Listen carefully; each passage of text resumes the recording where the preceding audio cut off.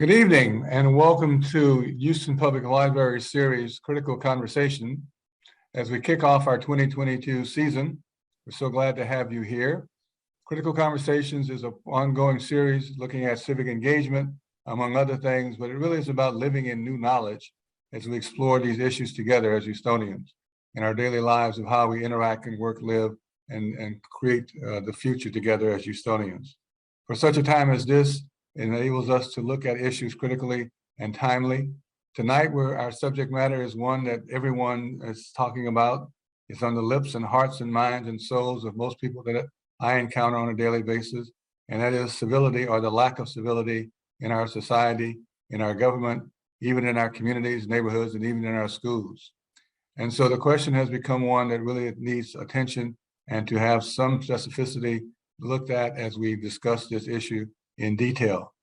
Joining me tonight are people who I understand over the years, who I know are deeply involved with this issue.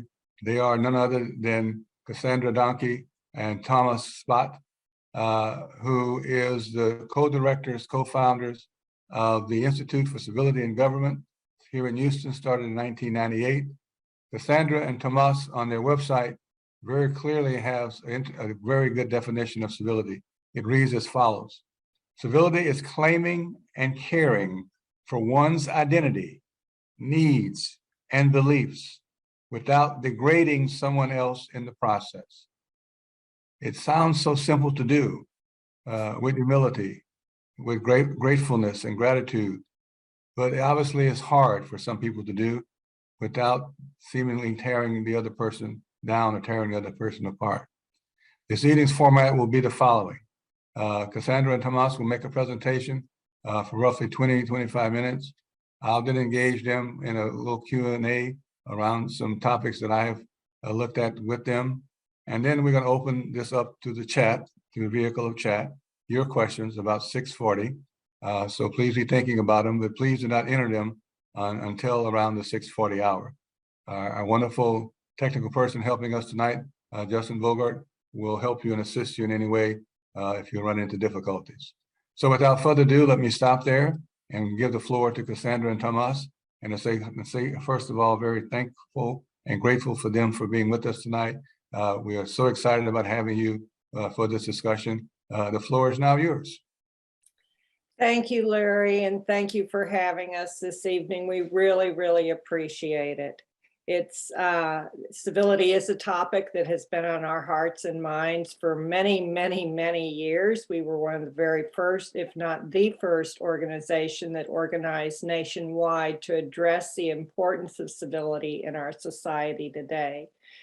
And we are very concerned about civility in the governing process, in our schools, in our homes, in our workplaces, and in our communities. And so we've developed a number of programs because, as you mentioned, it sounds so easy, but it can be so hard. And we have found people asking us, how do you do this? And it's one of those things that takes practice and intentionality and patience and commitment. A touch of humor is good if you can find it. But it's something that we believe we've gone past the point of wishing would make it so. Obviously, that's not true. And so we've had to organize for civility and teach civility and model civility. And that's what the Institute is all about, all of those things. When you got to know us, Larry, back in the 1990s, we worked for the Presbyterian Church. Mm-hmm. And one of the things that we did there is that we worked on social issues in the various congregations. And some people wanted to go to Washington, D.C. To influence the way our leaders work.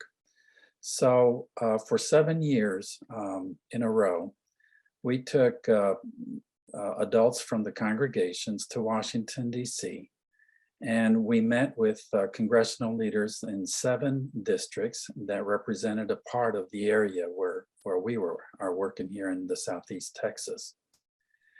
And it is through that effort and through that work that we built some relationships with our members. And one of them was Mr. Bill Archer, who represented the west side of Houston. And for some reason, he took a liking to what we were doing. And in 1995, he pulled us into his office and he sat us down and he looked at us and he said, "Do you guys realize what you're doing?"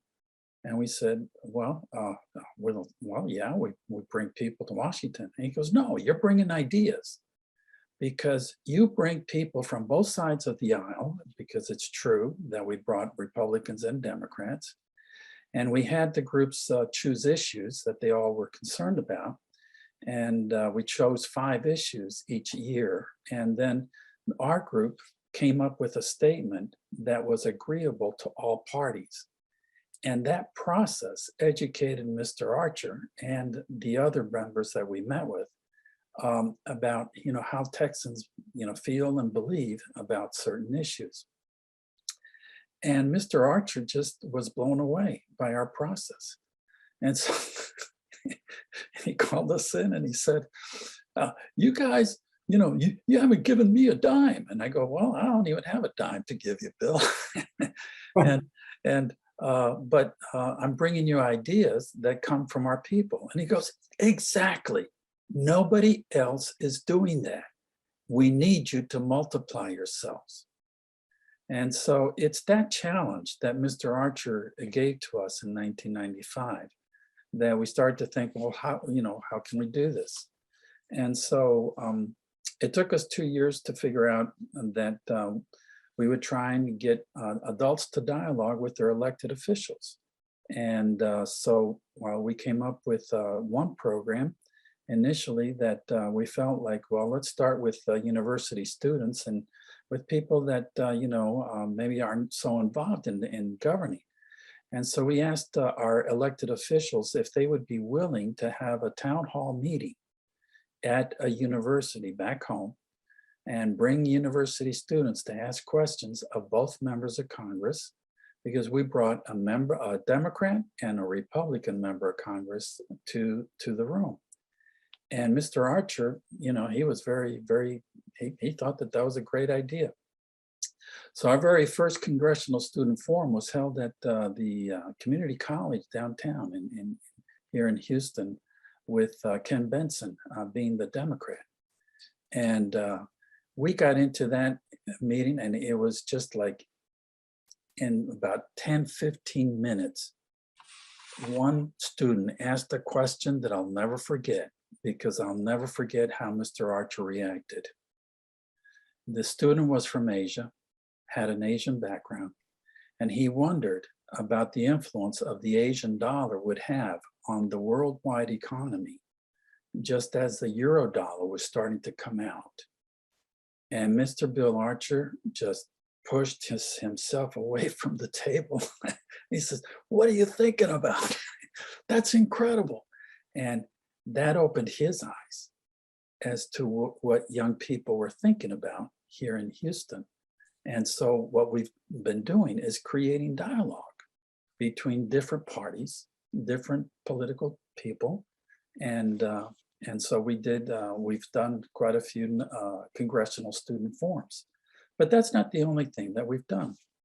And you can find the list of all those Congressional Student Forums on our website. It lists the members of Congress that have participated and which universities have been involved.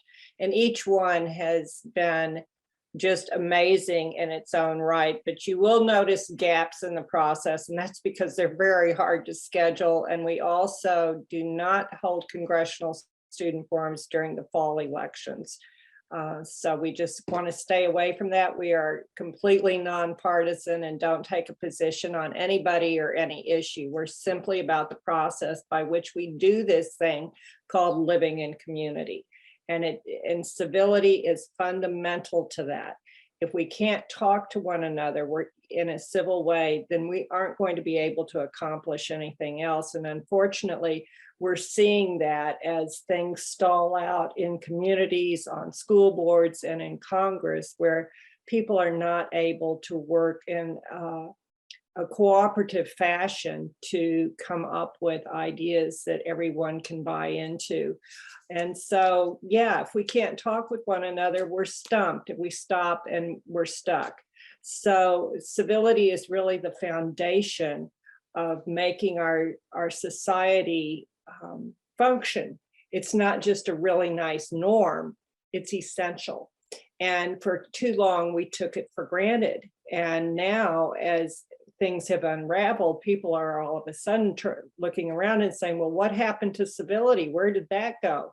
Well, it's something we have to work on, constantly teach.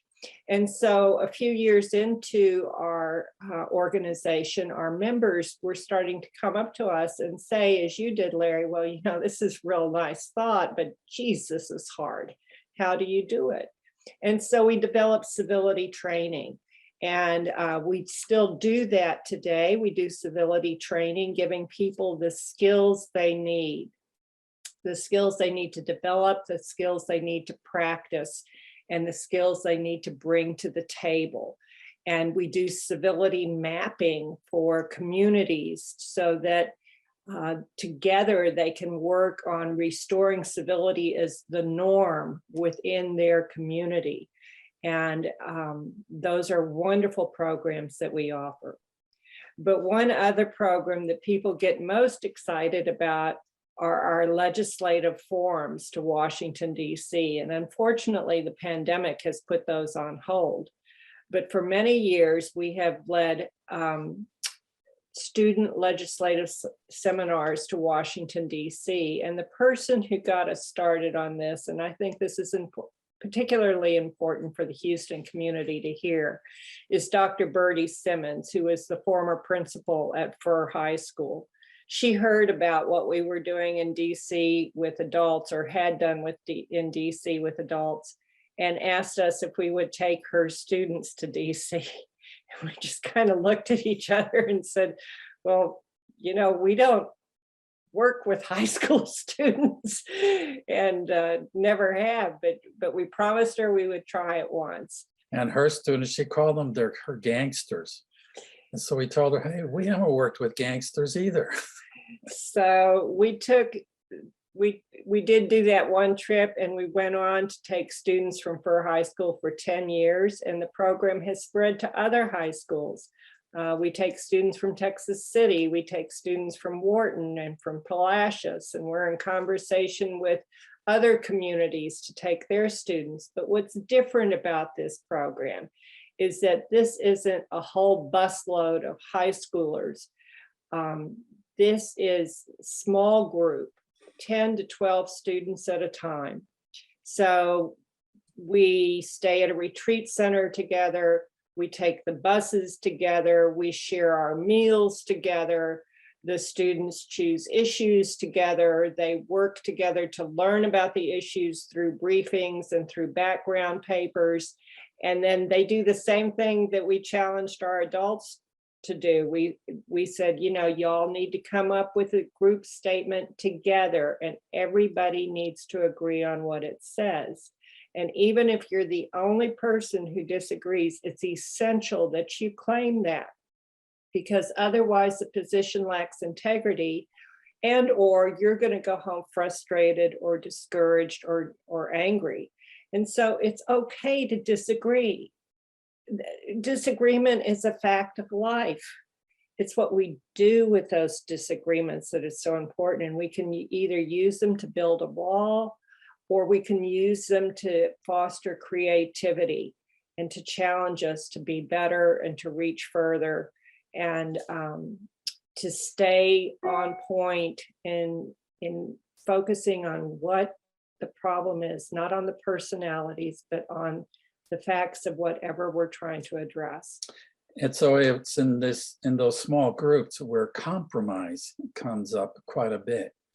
And our groups were able to come up with statements that were very real and very raw for everyone, and they all agreed. I think there was only one time when we had a group that really just couldn't agree. And so we said, claim that. You know, civility is caring and claiming for who you are. So claim that you have differences. And so the group came up with a majority report and a minority report. And they shared that with their elected officials. Another time, and this was with a group of adults, another time when they couldn't agree, I was so impressed because what they agreed to do was to come up with 3 questions that they all liked that would help them understand the issues deeper. And I thought that was very creative.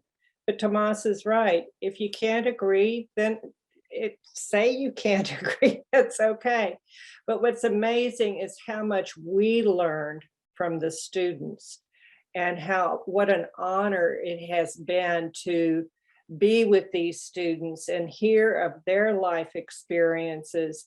And what we always told them is, listen, these members of Congress have access to more information than you and I could ever dream of.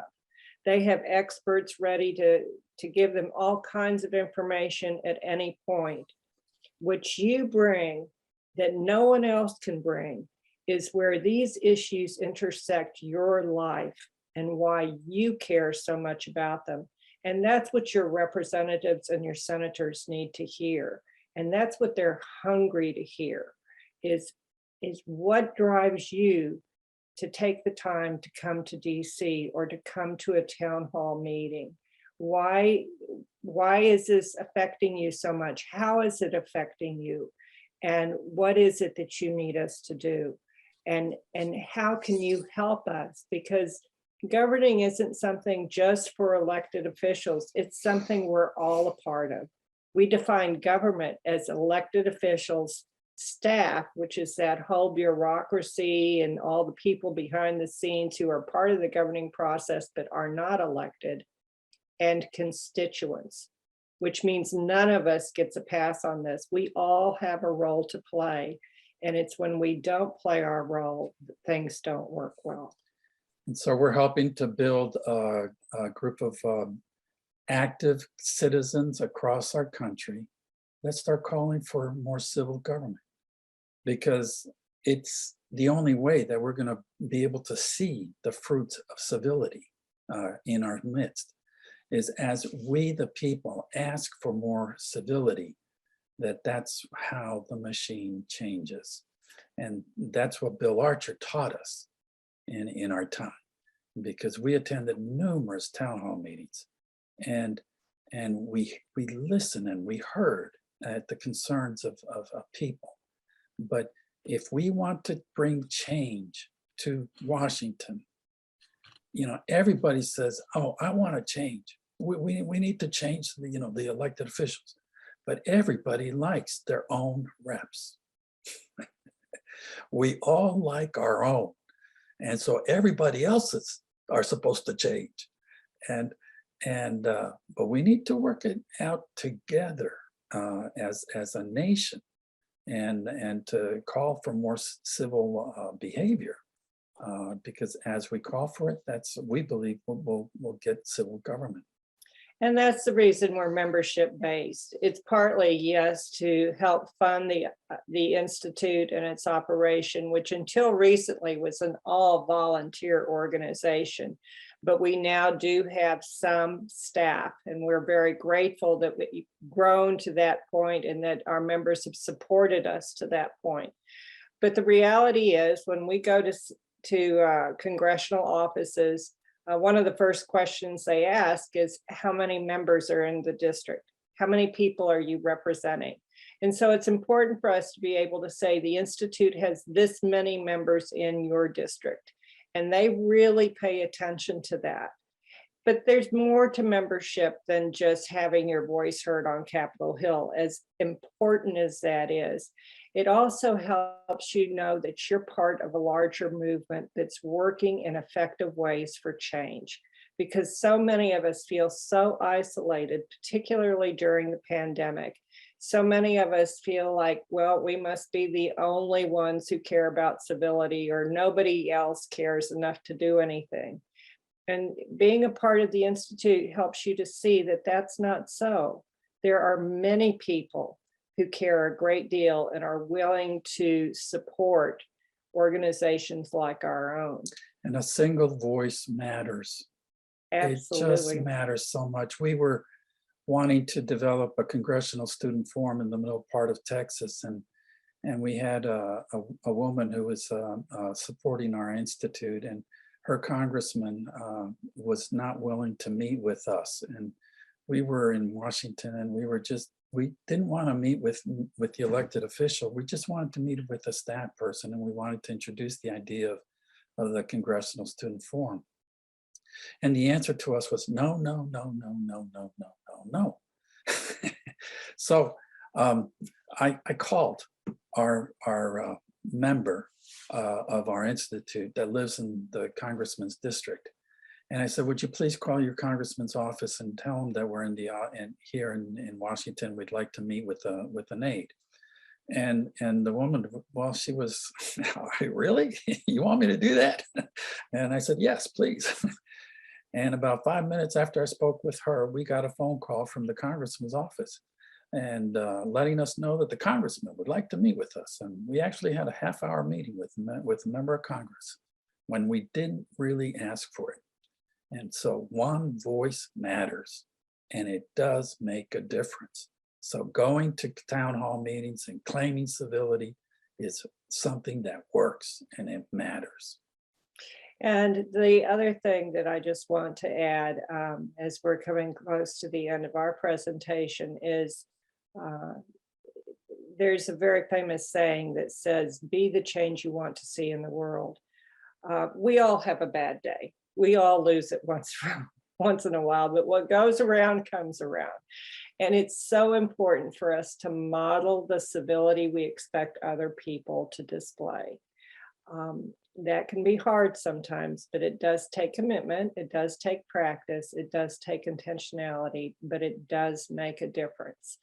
And so we encourage everyone, whether they choose to be a part of the Institute or not, to foster civility by practicing it in their interactions with others. I cannot thank you both, Cassandra and Tomas, for this wonderful presentation on civility. Let me just see if I can unpack a little bit of what you said. There's so much there and richness of what you were commenting on. First, in the era of Ken Benson and Phil Archer, that was the era when people still talked to each other across the aisle. When there was some really understanding of what it means to work with your fellow colleagues. Conviviality was part of the way we operated back then, not so much today at all. But it's still possible because you see little glimmers of it here. Collegiality is not totally lost. It just needs to be revived in many areas. Yes. The second point, I'm sorry, go ahead. I was going to say there's more congeniality across the aisle than media would lead us to believe. Yes, of course. And that's unfortunate because there are many members of Congress from both sides of the political aisle that are quite willing to work together. Right. And are quite civil, but the media does not focus on that, and that's just extremely unfortunate. Exactly. They love to play the red and blue divide because it helps sells media and advertising in between. Also, I wanted to lift up the point that you mentioned about our dear friend Dr. Bertie Simmons. Dr. Simmons passed right before Thanksgiving. Dr. Simmons at Fur High School was just the saint that turned the school around. There's no other way to describe it. Those young people that Cassandra and Tomas took from Fur with her to Washington, D.C. changed their lives, literally, because I got to interview and talk to some of those students. And many of them were true, real gang members. They were hardcore gang members who many of them got out of the gangs after the experience of not only going to Washington, but working with Dr. Simmons. And everybody always asked Dr. Simmons this question, well, what did you do? What did you do differently? What was your secret? What was your, she said, all I did was give them unconditional love. All I did was show them and give them every single day unconditional love and to feel that need of a sense of belonging to a family, belonging to a team, belonging to something. And we're going to lift up the life of Dr. Simmons at the Servant Leadership Conference we do every year at the University of St. Thomas in May. We're going to award her the award and going forward because we were going to do it anyway. And then now that she's passed, we're still going to do it. Because I heard her talk about it right before in October. actually, I guess no, September, about the award. So let me ask a couple of questions and we'll turn it over to our audience here for their questions they have in the chat. This idea that civility is important for democracy to flourish because we have to have the cooperation goes back to the beginning of civilization when we first understood when during the time of Rome and Greece and Latin, that civility is all you have. I mean, the word civility comes from Latin civis, which is a Latin word for citizen. Mhm. To have a civilized society, you had to have civilized citizens. The city, in fact, is your civility to operate. Civilized conduct, our common humanity, all of that is wrapped up in this. And what we're seeing played out is incivility, which means basically the definition of that is not a citizen and a lack of respect. So in this world that you were talking about a minute ago, in the current environment we're in, real quick, where do we go in this world that is totally turning and operating on incivility, the complete opposite of what we should be doing? And there seems to be such deep rootedness in people's personal feelings about my way is the right way and the only way. And if you don't believe and think the way I do, then there's no room for you, no discussion, no dialogue, no chance of cooperation. Where do we go? Well, one of the things we can't do is give up on civility, because as soon as you give up, others, the uncivil have won. And so we cannot give up hope. We cannot give up efforts. We have to keep working for that which we value. That's number one. Number two, part of what happened on those congressional, on those student legislative seminars that you talked about with Dr. Simmons, and incidentally, we lead these same seminars for adults as well. So what happens is, because they're small group, people get to know one another. And even though they may fundamentally disagree, they learn so much from one another that they develop very close bonds and very close relationships. And the magic of our legislative seminar is what we call group work. And it is just what it says. It's the group working together, and it's hard work, but it's powerful work. It's meaningful.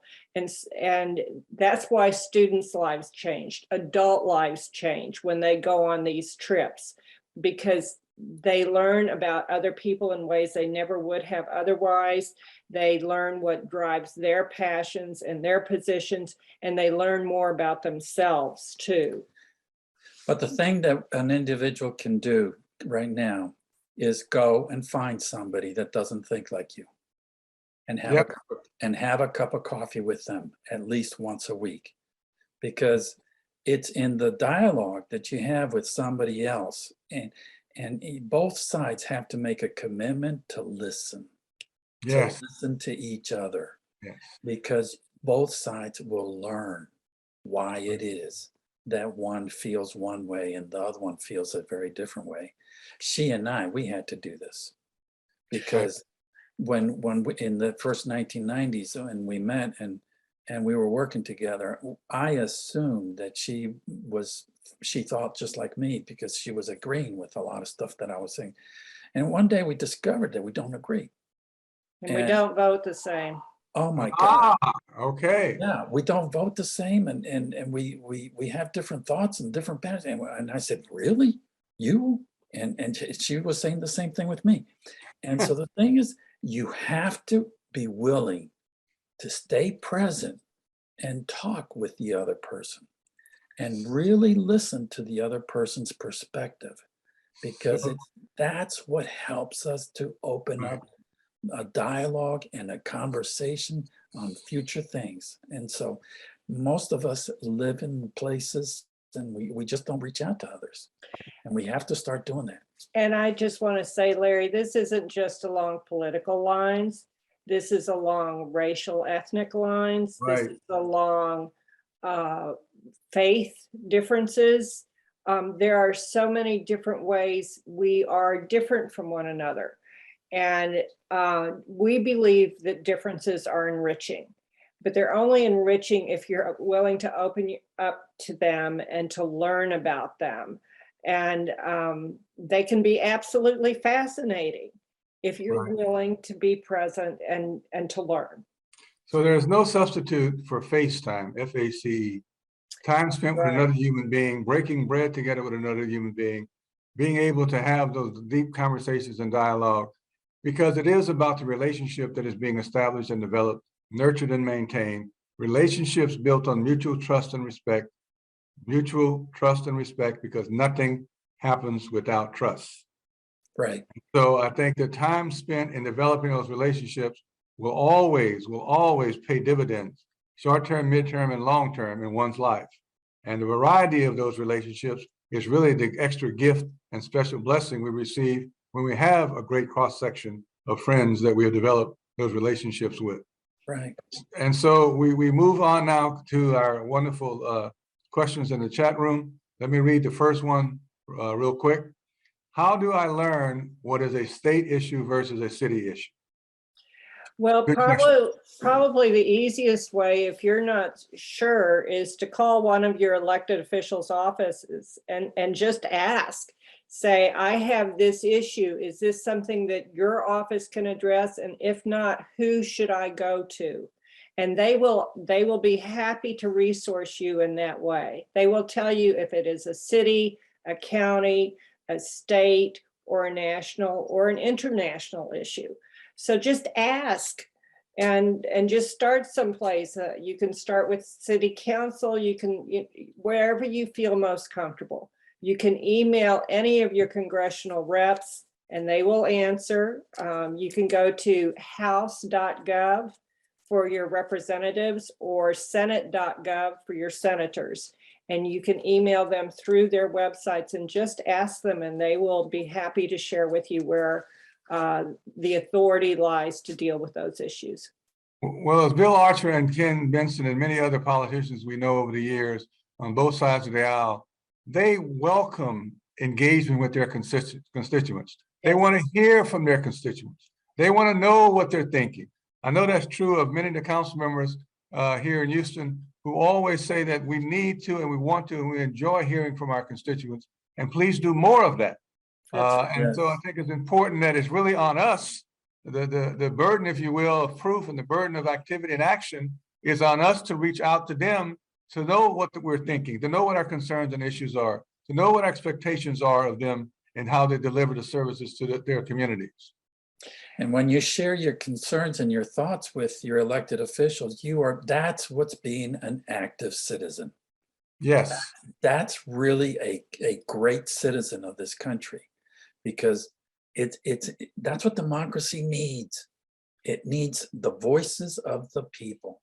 And one of the things we have always taught our members is that if you don't make your voice heard, and sometimes people hear that phrase, making your voice heard, as being aggressive or confrontational, and it's not necessarily. But if you don't voice your opinions, your concerns, or what you can offer is resources, ideas, we guarantee you somebody else will. And you can't, it's not fair to get angry at elected officials for listening only to those who are making the most noise if nobody else is speaking. So right.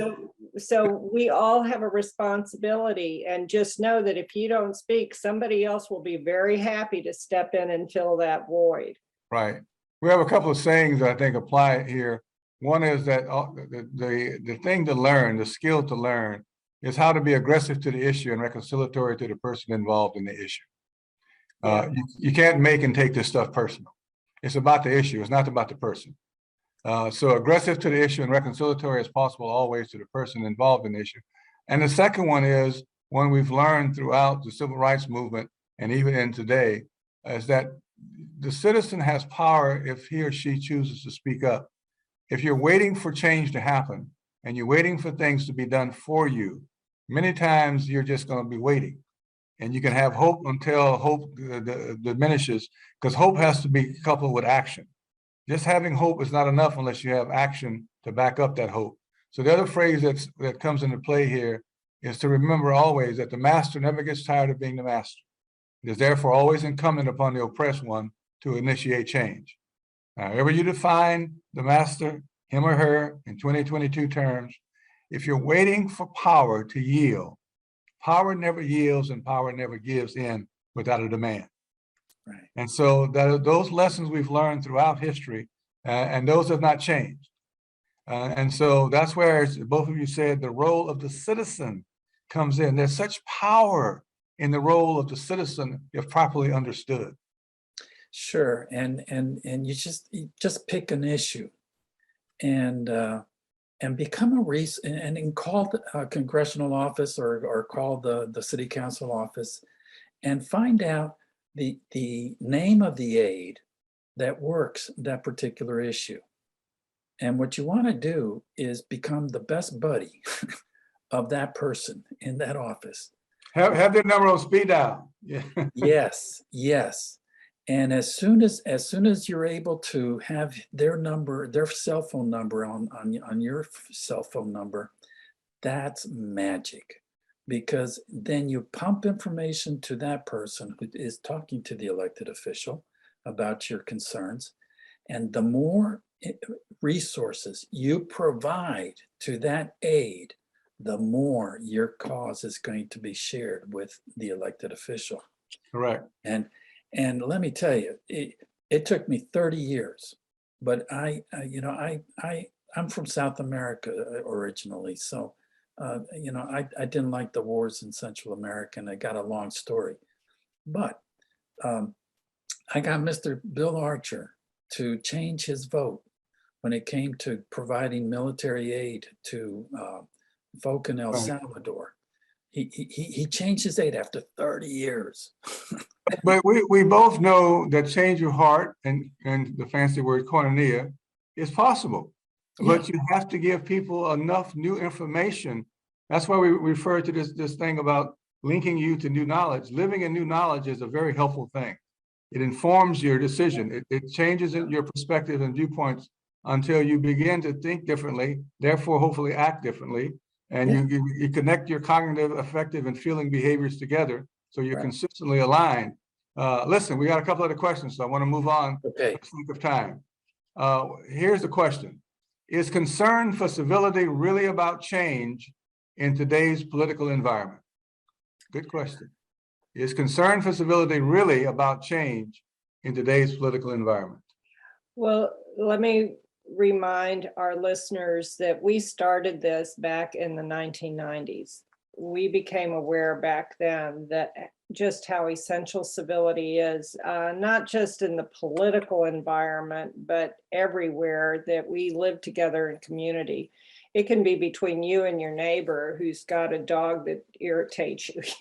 I mean, this comes down to the most fundamental parts of human interaction. The reason we call ourselves the Institute for Civility in Government is because when we were starting this movement, and let me just reemphasize that we didn't come to this as experts. We came to this as concerned citizens who couldn't find anybody else who was addressing this issue. And so that's why we started the Institute. We've learned a lot through this journey and now can bring that rich tradition and history and track record to the work we're doing now that's ongoing and will always be needed. But we care about civility, whether it's in government, the schools, work, home, wherever. But we chose to focus on government for one reason. We needed a handle. Otherwise, it was just like, oh, let's all be nice to each other all the time. And it's so much more than just manners or being polite. It's about completely respecting and working together in the midst of differences that are real. And so we chose government because, number one, it's something that affects all of us. Number two, it's something in which we all have a role. We all have a responsibility. Number three, it's a venue where change can occur in a relatively short period of time. And number four, it sets the tone for the rest of society. So we feel like if we can focus there, the ripple effect will be far greater than if we focused on one of the other places where we think civility is also very important. And what we do civility training in so many different contexts. We've done it for schools, we've done it for congregations, we've done it for state legislators, we've done it for county commissioners, we've done it for a group of neurosurgeons up in Canada. We've done it in the midst of the aviation industry and just so many places. And what's clear to us is that there is such a hunger for civility across all these disciplines. So is it about change in today's political environment? Yes, as much as it can be, but it's about change everywhere. And it's about getting people to dialogue and to hear each other's concerns, because we're not doing that. So yeah, that's the change that I'm looking for. Isn't it also about helping people to understand that thing I touched on a minute ago, how to be in alignment and consistently aligned in their thinking, feeling, and acting behaviors? Yeah. We're out of alignment. People are, it's that whole cognitive affective behavioral parts of people's being are in conflict with each other. And because conflict for so many is so great, they wrestle. And then they create anxiety and stress and then fear. And then the media feeds that anxiety, stress, and fear. Yes. And it keeps pulling us apart. And so we are really in a conundrum almost, because the catch-22 says, if you feel this way, then there's something wrong with you. If you think this way, then something wrong with you. If you act this way, there's something wrong with you. And so it's a question of a mental kind of block that we've developed in people's minds, who even want to see change, particularly those who want to see change through public policy, how to affect that change and how to have that change be something that is inclusive, because we've worked so hard to have a seat at the table for many people, for women, for gays, for people of color. The problem is those voices are not heard equally around that table or respected equally around that table. Correct. And when we took the students from for high school, the very first group, which had two leaders of two different gangs, and both of them came to me and said that I was changing them, and I said, no, I'm not changing you. You're choosing to change. If something's going on in you, I think that's your choice. But you're changing me. And what he was saying is that he saw that he had power, because he had the power to share his thoughts and his views with his students, with his, the group that he was with, in the presence, which were valid. They were valid. In the presence of elected officials in Washington. Right. That's what caused the change. Yes. And that's the power. He found his voice. He found his voice, and through finding his voice, he found his power. Amen. Yeah. And I think it's essential to acknowledge that civility and the erosion of civility within our society is not, it is a complex problem. It is not a simple solution. There are so many different pieces to this puzzle. There is the media. There is the traditional media, the social media. There is policy around how elections are done, how districts are drawn. There are personal practices. There are many different forces at play. There is the reality that public service is not held in as high esteem as it once was. In fact, we've lost sight of that very phrase. Institutions have lost the clout and the respect that they used to have, whether you're talking about government, churches, civic groups, all of those kinds of things don't have the influence they once did. So there are a lot of pieces to this puzzle, but that does not mean that change can't occur. Change can occur, and it just takes all of us to help make it happen. And that's not naive. It's just realizing that it takes work. Let me ask this question. Since civility's roots is really, in a sense, an ethical question, to be a civil person, to be a person of civility, it's really ethical. What is the role or responsibilities today, or should be the role and responsibility today, of the church, parish, temple, synagogue, and mosque in helping to understand this issue of civility and to actually be talking about civility or the need for civility or the challenges and the situations that are being created by incivility from even the pulpits? Well, I think that's where interfaith organizations, which there are many across this country, play such a crucial role in helping people of any particular faith tradition appreciate and understand people of other faith traditions and understand that we're all in this together, no matter how it is that we come to understand God or higher power, that we are all in this together, and that it impacts how we function in our community, again, whether it's work, politics. And so we need to constantly be opening our lives, opening our conversations, modeling that for others. A lot of people cannot imagine what they cannot see, cannot work toward a goal that they can't imagine. And so we have to keep holding that up there as something that is doable, that is vital, that they can be a part of the solution. And that's why we invite people to join the Institute, to be a part of the solution rather than sitting on the sideline saying, I wish things were like they used to be, or, I wish things weren't so ugly, or I wish. Wishing does not make it so. You have to work for it. Yes, hope is an active verb. Amen. Action, action, action. So you got to find a congregation or a religious community that is engaged in with other groups, and there are many religious organizations that are that way, and then there's others that aren't. Do you think that one of the reasons we're having this challenge with civility and being played out in an incivilized way, if you will, if I'm using that word, that because behind these hard questions, these deep questions, these questions of inequities and inequalities and equity, is the issue of social justice. And because that word, even that word being used, let alone the reality of what it really means, particularly from an equity standpoint, is something that we just do not want to address as a country, as a people, as a nation. Change is scary.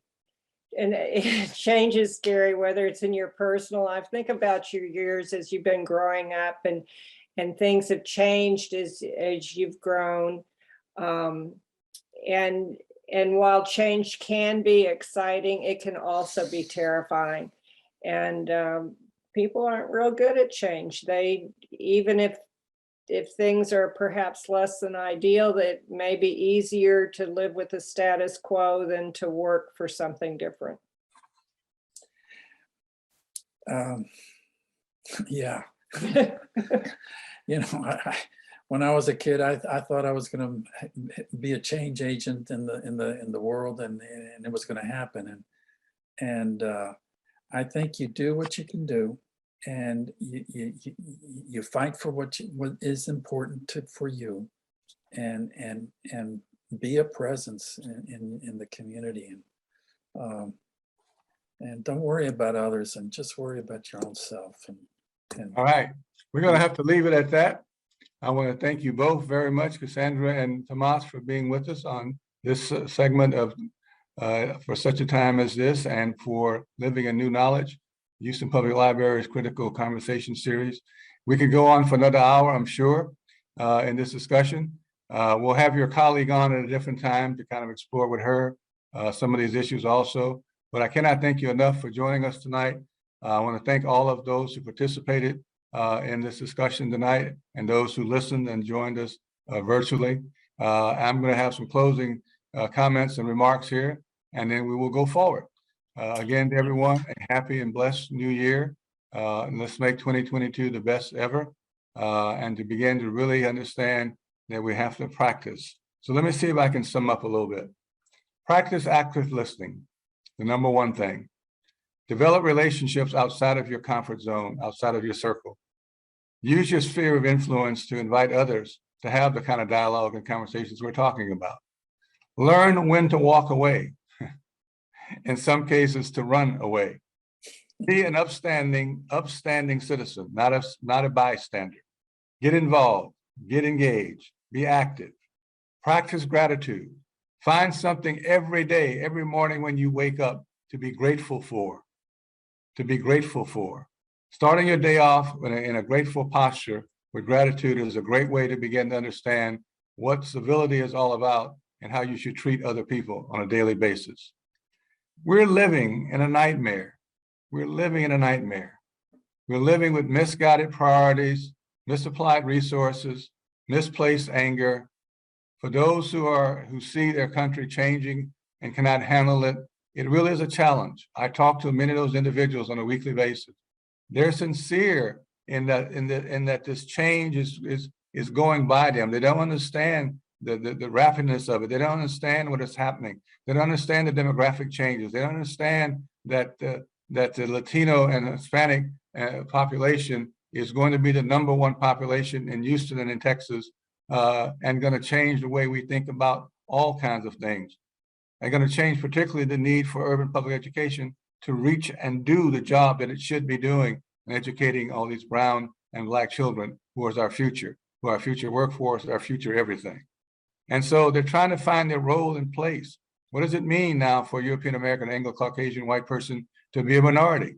Well, guess what? We're all minorities in Houston, Texas. The beautiful thing about diversity, we all end up being minorities. And so it's really a challenge, though, when you've been the top dog all this while, when you've been uno number one, when everything revolved around you as white males in this society. And that's changing. So it is raw intolerance of that change. It is an attempt to restore the past, as you see done every single day with voter suppression and everything else that is being done, wherein we should be shaping and working together to plan our collective future together.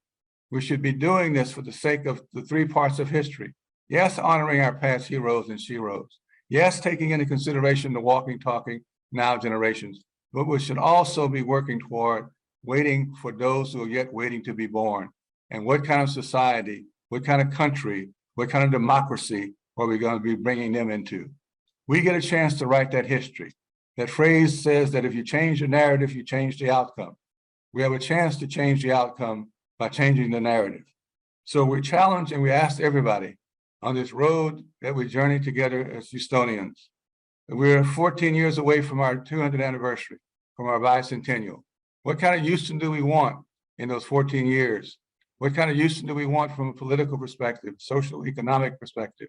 What kind of a system do we want when it comes to our educational system, our healthcare system? What are the questions of equity? What role will they play in making those things a reality? All those are on the table. All those are questions we need to be asking ourselves. And as we approach, again, coming up very shortly, another celebration of Dr. Martin Luther King's birthday here coming up in the next few days. As we go through this wonderful exercise of recognizing this great man, of holding up and lifting up his life, his issues, his cause, his statements, his passion for change, the one that always strikes me the most out of all of his sayings is that we must learn to live together as brothers and sisters or perish as fools. We're on that path. Democracy has taken a hit. We're on the path to really figuring out what we're going to do together to create that future collectively that we want for all of us. Those now living and walking and talking, those yet waiting to come behind us. We can do it. It is part of our civic engagement. It is part of what it means to be a citizen. It is part of what our calling is to be. So answer the call to take action around this. And I ask and end with this. After a deeper searching of the heart, we now rise to play a greater part, to be that change you want to see, to be that person who takes action. Thank you for being with us in this part of Critical Conversations here at Houston Public Library. We look forward to you joining us in future segments. And until then, as always, be safe, be well. Thank you. Thank you.